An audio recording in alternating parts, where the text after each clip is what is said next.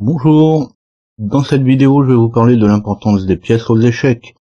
Alors ici, pas question de donner une valeur à une pièce, pas question de donner une valeur à un pion et de le comparer à un fou ou toute autre pièce.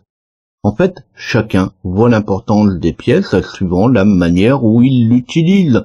Donc ici, je vais juste parler, par rapport à un exemple, de la manière où on pourrait, je dis bien de la manière où on pourrait considérer chaque pièce. Ici, je ne donne pas de réponse parce que, honnêtement, je n'ai pas le droit d'en donner une. Je vous donne alors un tas de pistes, un tas de sujets de réflexion. Ça pourra aussi vous aider à développer vos tactiques de jeu. Pour ma part, je me suis fait mon propre jeu d'échecs. Ceux qui me connaissent d'autres vidéos savent que un de mes domaines de prédilection, c'est l'informatique. Donc, dans ce cas-là, je me suis toujours programmé mon propre jeu d'échecs. Je me suis même lancé dans l'informatique pour cette raison. Pour programmer mon propre jeu d'échecs, il a bien fallu que j'évalue la valeur des pièces. Et là, ça a été probablement un des sujets les plus compliqués à traiter. Donner une valeur de 1 point pour un pion, 2 pour le fou, 3 points pour un cavalier. Il faut que j'arrête de dire en cheval parce qu'effectivement c'est un terme souvent utilisé, mais le vrai terme aux échecs c'est cavalier. Je continue, 4 points pour une tour et ainsi de suite pour la reine et le roi. Alors jusque là on pourrait très bien s'en sortir. 1 point pour un pion, 2 pour le fou, 3 pour un cavalier, 4 pour une tour. Mais c'est totalement faux. Mais après, quelle valeur donner à la reine et quelle valeur donner au roi, sachant que le roi c'est la pièce la plus importante du jeu. Alors oui, on pourrait dire 100 points pour le roi et 20 points pour la reine. Mais pourquoi 20 points pour la reine? Est-ce que la reine vaut 8 pions ou 2 tours? Ça le discute. Suivant le jeu et aussi le vôtre, vos tactiques, ce dont je parlerai plus tard, vous allez devoir estimer la valeur de vos pièces, suivant ce que vous en pensez, et aussi suivant la manière dont vous les utilisez. Oui, un fou, un cavalier permet bien plus qu'un pion, mais un peu moins qu'une tour. Alors plus que 2 pions. Le pion est une dame finalement en puissance. Ici, depuis le début, la partie se déroule.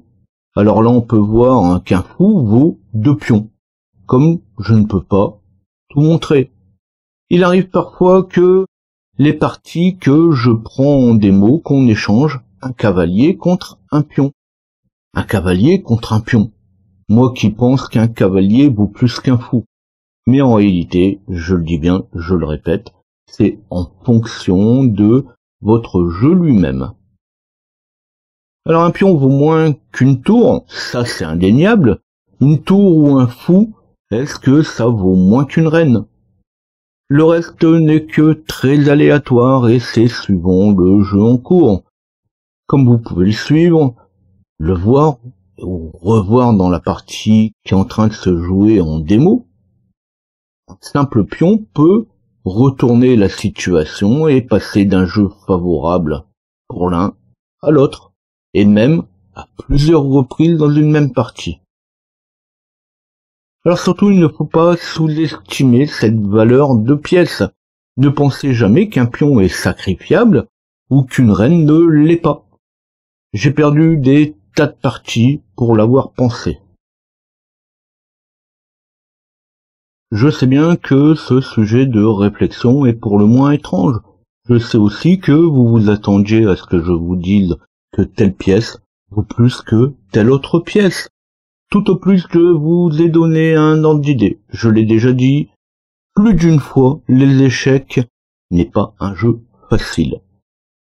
Si quelque part on peut effectivement déterminer la valeur d'une pièce, on ne peut pas vraiment estimer toute son importance dans le jeu. J'ai prévenu au début, pas de valeur, tout au plus un sujet de réflexion. Si ça vous a plu, pensez à liker. Abonnez-vous à la chaîne, activez la cloche pour être averti de la mise en ligne de mes nouvelles vidéos. Alors je sais qu'il y a de quoi se poser des questions, mais vous pouvez aussi avoir des remarques, peut-être des suggestions. Je ne pense pas à tout, je ne suis pas non plus une référence. Peut-être aurez-vous votre propre point de vue. Vous avez tout l'espace sous la vidéo pour vous exprimer. À bientôt.